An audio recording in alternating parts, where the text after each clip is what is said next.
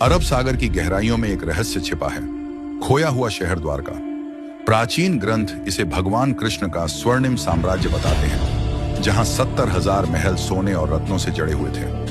द्वारका सिर्फ एक शहर नहीं था, यह उन्नत नगर नियोजन का अद्भुत उदाहरण था, जिसमें जटिल सड़कें और जल निकासी प्रणाली थी।